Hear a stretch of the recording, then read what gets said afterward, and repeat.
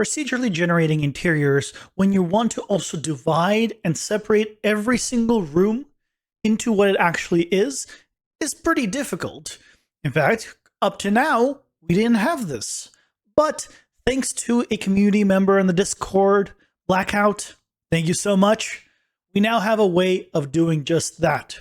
He pointed me towards a PDF written by two Swedish gentlemen, Jonah Mellon and Daniel Bengtsson. Now, I'm probably butchering those names, as they are from Sweden, but they wrote up a master's degree thesis, and the link for which will be in the description below if you want to read through the entire thing. But effectively, the way it works is you pick random points, and then you grow the selection from them, generating rooms in a more organic manner. So that's what we're going to be doing. We're going to be selecting random points, and then growing the selection. And from that, we will go ahead and randomize every single floor to have their own unique layout. Of course, cutting out the area for the stairs and adding in the doors afterwards. Now, this is not going to be the final version of this. Of course, we'll make improvements as we continue on, as there are still a few kinks to iron out. But as you can see, it is looking a whole lot better. So with that, let's get into it. So here we are in our PCG graph, and I'm going to grab our execute blueprint node here, and I'm going to pick any one of these randomly and just browse to the asset and then delete it. This is just so we can open up this content browser into the right location, and I'll open up the BP elements folder right here under the procedural content generation framework.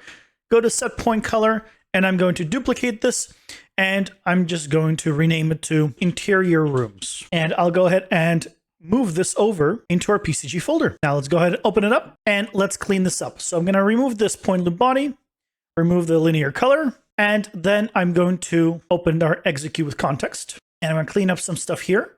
So I'm going to remove all of this here, remove the point loop, get in context. I'm just going to plug that in directly. And as always, I'm going to just store these tags and pins and reuse them later as local variables. I'm not sure if this is necessary, but I like to store them just in case, as it doesn't really hurt to do so. From here, I'm going to right click and convert it to a local variable. This is going to be our PCG point data. And I'm going to grab our points. So if you do get points and you want to do the plural to get all of the points, you can go ahead and convert this into a variable as well, PCG points. Now at this point, before I continue on, for this interior rooms, I'm going to duplicate this and I'm going to call it walls to doors, because we're also going to use a similar setup where we convert our walls that we generate on every single floor into doors for some of them. This way, I don't have to recreate most of this a second time. But in our interior rooms, let's change our node title override. And for this, we're going to call it generate interior rooms. And in the class defaults, we want to set this to be custom. And in the walls to doors node, we're going to change the node title override to convert walls to doors, and again, the custom for the category. And there we go. We have our base set up for both of our nodes. Now in interior rooms, what we're going to do is first set all our points to be a set density, and then we can go ahead and start using them. So I'll go ahead and drag out and do a point loop. And for this, we can get in context and get PCG point data and plug both of these in. From our point loop, we're actually going to restore PCG point data. So whatever it does to the data, it modifies it and then restores it back on itself. So to use the point loop, we're going to override point loop body. Now we can start with a clean slate. Now don't forget to turn on return value to be true, or this will go ahead and remove all your points. And all we're doing is taking our endpoint and then doing set members in PCG points. And our struct out is going to go to the out point, because this is the modified point. And we're just going to change the density on all of them to be 0.01. And I'm just keeping it just above 0, because it's a little bit easier to work with. But of course, these values can be adjusted for your needs. But effectively, once it goes into this node, all of the densities just get set to 0.01. After which, we need to go ahead and actually have this generate based on the amount of floors we're actually using. So I'll go ahead and add a new variable. It's called floors. This is going to be an integer and it is going to be exposed. And I'll compile it and set the default floors to 1 and the minimum for the slider and value to also be 1, so we can never have less than 1 floor. Then I'll go ahead and drag it out, and I will use a for loop. But instead of on first index, we'll use floors on last index and change our first index to be 1. This way, when we have one floor, it'll only execute a single time instead of twice, one for 0 and once for the first. From here, promote the index to a regular variable, and this is going to be our current floor index. And the reason it is a regular variable instead of a local one is because we're going to need to use this inside of the loops down the line. And now, for every new floor, we want to actually get new points. So I'm going to take our PCG points, and every time it goes through the floors, I will shuffle the points. This will reorder the entire array of points into a new order. But of course, we're also going to need to store the points that we select, right? When we select, let's say 5 rooms to be generated, that original root point, we want to store them so we know which one it is to use as a reference for the expansion from there. I'm going to take our PCG points and I'm going to duplicate them, and I'm just going to call it stored room points. And right here, before we continue on, because we're going to get into our actual room separation, I'm going to make sure at the very beginning, when it does this on every single floor, clear it so we don't have any points stored. It's starting from scratch. From here, we go ahead and make a new variable, and this is going to be our room separations. So this is the amount of actual rooms that is generated. And by default, let's set it to something like 3 rooms, and the minimum will be 1. And effectively, this is how many points it is going to choose. We're going to take our room separations, and we're going to subtract 1, because by default, it'll start at 1 at the bare minimum. And then from here, we do a for loop. So that way, we can start it as the last index, and our first index can remain as 0. And the reason we want the first index to be 0 is because we're going to take our PCG points, and we're going to get a copy of every single one of these in order. So if we have 4 rooms, we're going to get the index 0, 1, 2, and 3. This way, it always just starts at the beginning of the array. But if you were to do this as starting at 1 and without this -1, it should have no issues either. Then from here, we take our stored room points and we add them to this array. So for every single floor, it goes ahead and shuffles the points, and then it stores those points into this array. Fantastic. From here, we can go ahead and, on completed, do a variable loop. And the reason we're doing a variable loop is just because we cannot use a point loop twice. So in here, just like before, I'm going to just come here. I'm going to duplicate this in context and PCG point data for convenience and plug this in like so. And the same as before, we're going to set our out data to be our PCG point data. And before I go into our variable loop, I'll just go ahead and reset up this output, this return node at the beginning. So that way we have this all set up and we can just finish up with the variable loop body. For that, I'll go ahead and remove our out tag data. In fact, you can go ahead and delete the out tag data entirely. Grab the PCG point data, and you want to make PCG tagged data. From there, you go ahead and make an array and plug the array into make PCG data collection. For the tags and pins, we're just going to drag in our pin and tags that we have set before, and now we are good on the output. So now all that's left to do is to finish up the variable loop. Let's go ahead and override variable loop body, unhook up this return node, and we can start it up here. But because this is going to go onto every single floor, and we want a unique design on every floor, the first thing I want to do is check if the point that it is doing is on the floor that we want it to be. Because if it's not, the rest doesn't matter. It can exit out. We're going to use a branch node right at the beginning. And what we need to do is get our endpoint. So you can drag out from here, or you can do get endpoint. And then we're going to break it. And we're going to split the transform. And we're going to split the location, because we're interested in the transform location Z. Now we're going to compare that if that is equal. Now, we don't want to use the regular equals. We wanted to do the nearly equal, the float version. And the reason is I found that if you have it on exactly equal, if you're using just equal like so, then it will not exactly work. It will fail out of it. And this is something that some of you may experience, that if you take an object and you rotate it 90 degrees on an axis, occasionally in the detail panel, it won't be 90 or negative 90. It'll be 89.9999999, etc. Right? And that little bit difference means it is not exactly correct. This, for me, has failed, but nearly equal, even with the default tolerance, works pretty well. From here, what we want to compare it to is the current floor index, and we want to subtract 1 because it starts at 1 and we want it to start at 0. And we want to multiply it by the floor height. Now, we haven't actually created that yet. In fact, I'm going to remove this multiplication. I'm going to detach it. And I'll show you why in a moment. But we're going to add a new variable, and this is going to be our wall height. It is going to be of type float. I'll go ahead and compile this and set this to be 300 by default. And then I'm going to make it instance editable and make the slider and value range minimum to be something like 10. We'll never have a wall that small, but this is just so it doesn't go in the negatives. I'll go ahead and drag this out, and I'll plug this into the multiply node. And this way, by default, it'll just convert all of these nodes to be floats. So that way, this, when I plug it in, becomes a float as well. And from here, I can go ahead and plug this into our branch.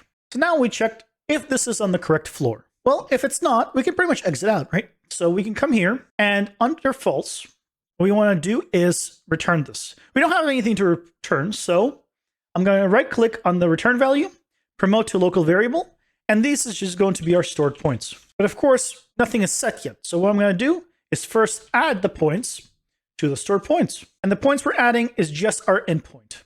So I'm going to right click and get endpoint, plug that into our add, and then from false, I can just plug this in directly. So assuming it's not on the right floor, it will go ahead and false, and then just output the point that it was, just as it was, no changes, don't do anything about it, it's fine. But if it is on the correct floor, well, let's go ahead and compare it against the points that we have stored. So take our stored room points, and we're going to do a for each loop. I'm going to convert the array index into a local variable, and I'm just going to call this index. And then I'm going to break the array element.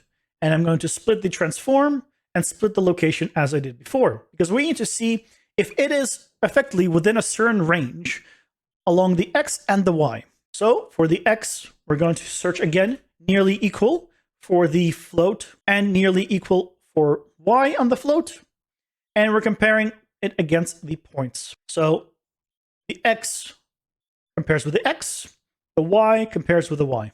Now the distance that we actually need to compare it to is going to be our wall length, but we don't have a value for that yet. So let's go ahead and add a new variable and call it wall length, compile it. And same thing, I'll just set it to be 300 by default, something like 10 by minimum, and instance editable. Grab our wall length, and we're going to multiply it by how many rooms wide at maximum we want it to be. So when you select a point, we can choose how many walls out it is going to be. So if you select 1, it will become a 3 by 3, because 1 point goes out every direction by a single wall length. If you select 2, it'll go out 2 wall lengths. So it'll become a 5 by 5, a 6 by 6, etc. So let's make a new variable, and I'm going to call it something like room growth amount. This is going to be an integer, because you can never grow a fraction of a number. I'll go ahead and make this exposed, and I'm going to default it to something like 2 with a minimum of 1. Grab that and plug it in. And this multiplication will go into our error tolerance for the nearly equal. And this is for both of these. So as long as it's within this range on the X and on the Y, then we're fine. From here, we're just going to use and Boolean. So that way we can combine both of these and finishing up with a branch node. So at this point, we are checking if it is on the right floor and if it is within range of whatever point it is relative to the stored room points. So from here, assuming that it has found a point, we need to exit it out. So I'll go ahead and take this add and the return node, and I'll duplicate it over. Instead of this endpoint, we're going to grab the point that we actually are taking from the original and plug this in. And I'll just reroute this real quick. And before I add it, what I'm going to do is actually plug it into a set members node. The struct out is going to go into our add, and the true is going to plug in here. And the reason for that is because we need to expose our density. We need to change the density based on the actual rooms. Because let's say you specified 4 rooms. Well, we want to split it up. So that means room 1 would be 0.25 density. Next one would be 0.5, 0.75, 1. But if you specified 5 rooms, we'd want it to be 0.2, 0.4, 0.6, 0.8, 1, right? So it depends on how many rooms you specify, and we want the density to move accordingly. Down the line, we can use these densities to be specific room types. For example, if you always want to generate 5 rooms, for example, living, etc., then we could specify, well, 0.2 will always be a living room, 0.4 will always be this, and we can also, of course, down the line, do something like only grow it based on the room number it is, so that way the living room will always be bigger, the bathroom will always be smaller. But this is just things you could start thinking about incorporating as we're doing with the kind of the base setup for it all. So for the density, what we're going to do is grab our index. We're going to add 1, because in this case, we want to actually start at at 1 and not at 0 because we're going to be multiplying it. And what we do is grab our room separations, because this is the number of actual rooms we're generating. And we want to divide this of 1 divided by how many rooms. So if the amount of rooms we're generating is, let's say, 4, this would become 0.25. And so if we're doing on the 4th room, then we're going to set this to be 1. Now this needs to output a fraction. So right now it's outputting an integer because we've plugged in an integer. So if I right click and convert it to a float, this should work. And if I plug this in, both should be floats, but it doesn't really like it. And if I convert one to float and the other one to float and then plug it in, it maintains a float, and the output is a float. But I have found a problem with this. For some reason, when I do it in this manner, it sometimes does not output anything unless I was doing a print string from here. And the way I found to get around that is just by adding a simple local variable. I'll just call it something like divide. It can be a float. It doesn't actually matter, but I'm just going to set that default to 1 and plug that in here. And this allows it to execute correctly. It seems to be some kind of bug going on where it wouldn't do it unless I had something either printing this value or I had a value in here through a variable. So maybe it'll work for you, but double check that. But from here, this goes right into our density. So now it'll go ahead and adjust it based on the amount of rooms we're actually doing. We're going to compile and save this. And let's go to our actual PCG building graph. At the very beginning, we're just using a spline sampler, and that's what we're going to continue doing. But we're going to use our duplicate points up node that we have made previously. And all this is doing is just duplicating our points upwards relative to the original spline sampler interior. And I'm just going to plug in our floors parameter, close this up. So now it's duplicating all the points up, which is exactly what we want. And then I can go ahead and grab our interior rooms and plug that in. So in here, we also want to grab and plug in our floors. And of course, you can expose these to the blueprint if you so wish. Let's set the room growth amount to be something like 3, make a 5 by 5. And 3 room separations is fine. Floors is populated by default. So this should be good to go. So if I go ahead and sample this, you might notice that all the points are still black. Now, the reason for this is because in this version, the actual location of this building is at not 0 on the Z. If I set this to be 0, you could see all of the points all of a sudden have the values. And this is because we have kind of hard-coded it where it compares the value relative to 0 being the default. Now, you can adjust for that offset by using the get actor property and things of that nature. So that way you can position it at any height. But for now, we're going to set it up as though it needs to be at 0. But if you're interested in learning how to do that in the future, consider subscribing. And if you're liking the tutorial so far, hit the like button while you're down there. Let's get back to it. So for convenience, I'm actually going to turn off our old walls. So this is our generated room walls we've made in the past. I'll go ahead and detach this. And this way we can actually just see the points that are being generated. Now, one thing you might notice is we're getting points where our stairs are, and we want to cut those out. So in our graph, before we actually generate the interior rooms, we're going to remove the points from the stairs. So from our duplicate points up, I'll go ahead and grab ourselves a difference node. And then I'm going to grab our duplicate points up and I'm going to duplicate it down. And that is going to go into our difference node. And what I'm going to do is change the actual input for this one to be our to adjacent points node here. This is the node that was actually getting it and generating the location for the stairs. So plug that in. And then we want to change the difference here instead of minimum to binary. And before I actually plug this in, one last thing I actually need to do is get a density filter. Because right now, it still has every single point. We just want to have the information from the points that have something. So from this density filter, I'm just going to change it to be something like 0.1 to 1. So now if I sample the difference node, you can see we have points everywhere except on the stairs. That's exactly what we want. So from here, I can go ahead and plug this into our generate interior rooms. And you can see it has removed the actual points where the stairs are. So I'll go ahead and just take all this and just move it above. And I'm going to take this and I'm just going to scoosh this over and I'm going to just comment it old wall setup because we do not need it anymore. And now we need to generate the walls from the rooms. So we have split it up and that's great. We have the floor plans of everything, but we need the walls.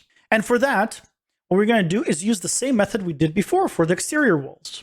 So this offset, where we transform the points up, left, down, and right, and then we removed every single overlapping points, leaving us with just effectively the end result, we're going to be using that. So I'm going to take all this and just duplicate it over, connect our generate interior points into here. And then now if I sample this merge, you can see we just have the exterior walls around everything. We have it around the stairs, we have it around the rooms. This is what we want. But we also have the points on the actual border. We don't want these points on the border. We want to remove these. So what we're going to do is use another difference node. And once again, I'm going to grab our duplicate points up, put it here, plug it into the difference.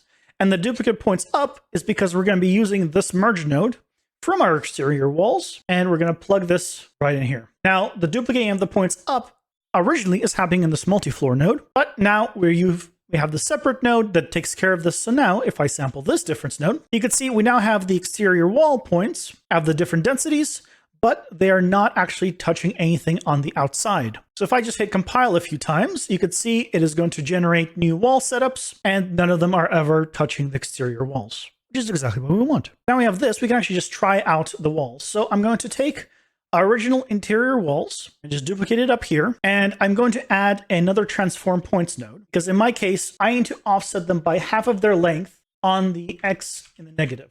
And default scales. And I'm going to plug this difference right into this transform. And there you go. You can already see we now have a interior wall setup. So if I just hit compile a few times, you could see we now have different layouts for the rooms. And this seems a lot more organic than we had before. And as always, I've uploaded the files for this project on my Patreon, where you can help support me in what I do and get a little bit out of it as well.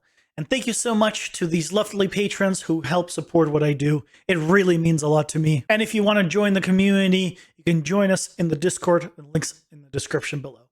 Let's get back to it. So now we have the walls. Let's go ahead and set up the doors. Let's take our walls to doors and have that opened up. And let's go to our execute with context. So just like the other one, we're going to need to know a few variables, starting with the amount of floors we're using. So change the floors to be an integer, exposed, and we're going to set the default to be 1, minimum on the ranges to be 1 as well. And then we're going to take it and we're going to do a for loop and set it to be last index with the first index being 1 as before. Now in this node, I'm actually not going to be using any of the variable loop bodies, point loop bodies, or anything like that. Everything is going to be done in here. In the past, I have replaced everything with those loop bodies because it wouldn't generate in real time. For some reason, sometimes it does. As you recall, if you've been here from the beginning, the door generation, where it selects random points for the doors, we didn't actually convert that, but it happens properly every single time. This is working.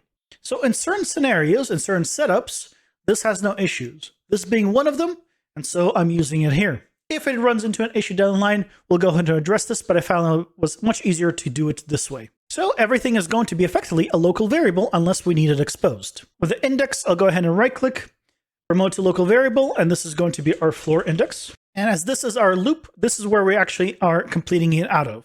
So we're going to take our PCG point data, and we're going to set the points. And the points we're going to be setting it are the PCG points. This is going to go off of completed. And from here, we're going to get the tag data, and we're going to add it to the tag data. With the points that we're using, the ones from our PCG point data. So from here, I can go ahead and make PCG tag data, and we're getting our tags, and this goes ahead and plugs into the add node. So it's just another way of doing it. Instead of setting it to be an array and then plugging it at the beginning, we can do it here. From our floor index, we can go ahead and grab our PCG points and do a for each loop, because we need to go through every single point now and figure out what the density of everything is. So for that, let's go ahead and get ourselves a local variables.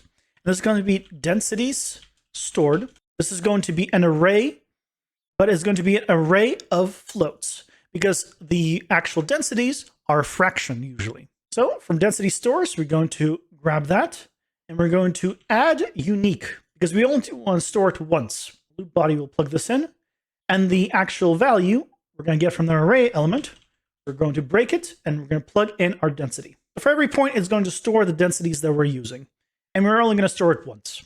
Now, we don't need to clear this at the beginning because this is a local variable. The first time it runs through this, it will already be cleared. And because this is an add unique, it doesn't matter if it is going to re-add it down the line every time it does a new floor. In fact, we want it to do so. But from here, we want to grab our PCG points and do another for each loop. And we want to go and see if it is now matching these densities stored. So grab our density stored and do another for each loop, but this time for these. Plug this in here. And we want to break the actual PCG point data. And like before, we want to split the transform and split the location to get access to the location of the Z. The first thing we want to check is if the actual density of the array element is equal to exactly the density of the point. Because if it's not, then it's already no good and we don't really care about it. We want to check that. And we also want to check that the transform location Z is nearly equal relative to the float for the same reason as before. And this is going to be relative to our floors, subtracting 1, because we want to start the index at 0, and relative to the wall height. So I'll go ahead and add a new variable called wall height. It is going to be a regular float. It is going to be exposed. I'll compile it and set the default to be 300 with the minimums to be 10. Grab our wall height and I'll drag a multiply node out of here. So that way by default, everything is set to be a float, and then I can convert this to be a float and plug this into the nearly equal. So assuming that the densities are the same and the actual elevation of this is the same, we can continue on. Grab ourselves a branch node. And then once it has found the point, the first thing we need to do is actually remove that density. So from here, I'll go ahead and remove item. And we want to remove this array element. That way, it will only do it once for every single density. Then from here, we want to actually set the members in the points, because we want to grab out of the array element and do set members, PCG point, because we want to now differentiate them. And we're basically going to be setting the doors to be 1 and the non-doors to be 0. We don't care about keeping them actually separated out by the room density at this point. We just want to separate it out by whether it's a wall or not. You can keep it to be the original density and then just change the doors to be a different one. That is up to you. It depends on whether or not you want to keep the same walls on interiors for every room or not. But then you run into the issue of we are not dealing with interior or exterior walls. We're just dealing with a wall. So at the current setup, it might not work exactly how you want without more tweaking, but something to keep in mind for the future if that is something you wish to do. But assuming it's found a door, is going to go ahead and set the density to be 1. And then we're taking our PCG points and we're setting the array element to be the struct out of the item. And the index comes from the original index on the for each loop. Now, if it has failed to actually go through this, it does not find a point in any of these, we want to actually have it be set to be 0. That is a wall. To do that, we need to specify that we have either found or not found the point. To do that, we'll just add another local variable. This time, we're just going to call it point found. It is going to be a type bool. And at the end here, we're going to set it to be a point found to be true. And at the beginning, right after this for each loop on the PCG points, we're going to be setting it to false.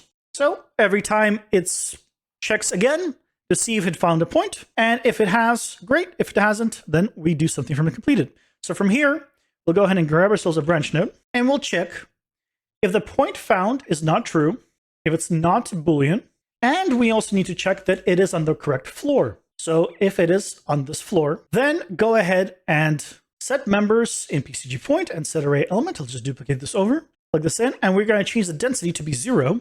And this struct ref again is going to come from this array element, and we can plug it in like so. Index, of course, comes from our index. And let's use a reroute node from here. You could, of course, create a local variable for this, so you don't have to drag it across. I'll set it to 0 if it is not a door, or 1 if it is a door. Now, one small fix that I need to do is change this floors to actually be floor index, because we want to grab the index relative to the floor we're actually using, not the actual floors variable that we're actually inputting. And let's go to our graph. And now, before we set up the actual walls generation, we can grab our walls to doors. So here, we'll go ahead and plug this in. And then we need a density filter.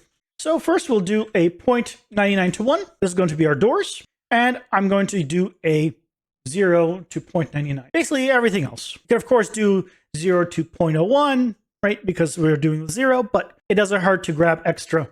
So I'll plug this in here. This is our general walls. And I'll duplicate this transform because we're going to need it for the other one.